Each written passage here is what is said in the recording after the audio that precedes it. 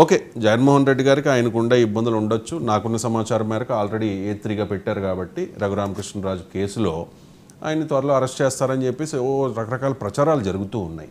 ఒకవేళ జగన్ అరెస్ట్ అయితే మీ పరిస్థితి ఏంటి చెప్పండి?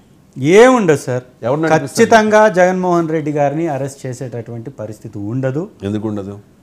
అక్కడ తప్పే లేదు, సుప్రీంకోర్టే కాదు అని చెప్పినటువంటి కేసుని మళ్ళీ వీళ్ళు వివక్షతోటి పక్షపాతంతో కేసు పెట్టినంత మాత్రాన ఈ దేశంలో ప్రజాస్వామ్యం బతికిలేదా? స్కిల్ డెవలప్మెంట్ కేసులో చంద్రబాబు నాయుడు గారు 832, ఇప్పుడేమో జగన్మోహన్ రెడ్డి A3 కదా.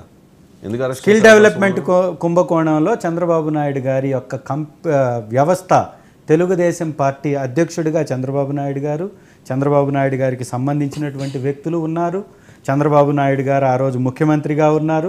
స్కిల్ డెవలప్మెంట్ కుంభకోణంలో 300 కోట్ల రూపాయల స్కామ్ జరిగింది, క్లియర్గా కనపడుతుంది. సిమెన్స్ అనే సంస్థ మాకు డబ్బే రాలేదు, మేము అసలు ఆ వ్యవస్థలో భాగస్వాములమే కాదు అని చెప్పిన తర్వాత ఆ తరలించినటువంటి డబ్బు తెలుగుదేశం అకౌంట్లలోకి డిపాజిట్ అయినటువంటి ఆధారాలు కనపడ్డాయి. కాబట్టి సిఐడి చూపించినటువంటి ఆధారాలకు అనుకూలంగా ప్రభుత్వంలో ఉన్న వ్యవస్థ అయిన సిఐడి అరెస్ట్ చేసింది.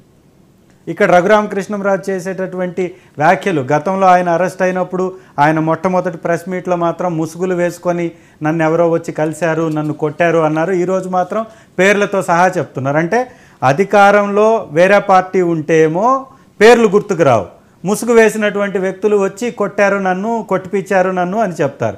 ఇవాళ మాత్రం ముసుగులు తొలగిపోయాయి, వారి పేర్లు కూడా చెప్పి ఏకంగా అప్పటి ముఖ్యమంత్రి గారి పేరే చెప్తున్నారంటే ఇది ఒక వివక్షతో కూడినటువంటి వ్యాఖ్యలే తప్ప దీనిలో ఎలాంటి ఆధారాలు ఉండవు, ఎలాంటి నిజాలు ఉండవు. రైట్. ఇప్పుడు రాజకీయాలు ఎన్నికలు ఉన్నప్పుడే చేయాలి, తర్వాత గవర్నమెంట్కి సపోర్ట్ చేయాలి. అది ఎందుకంటే గవర్నమెంట్లో ప్రతిపక్షం కూడా ఒక భాగం కదా చేయాలి అనేది. జగన్మోహన్ రెడ్డి గారు అంటే యాజ్ పర్ మై నాలెడ్జ్ ఇప్పటి వరకు ముఖ్యమంత్రి చంద్రబాబు నాయుడుకి కానీ డిప్యూటీ సీఎం పవన్ కళ్యాణ్ కానీ అభినందనలు తెలియజేయలేదు. ఒక ట్వీట్ కూడా ఆయన చేయలేకపోయారు.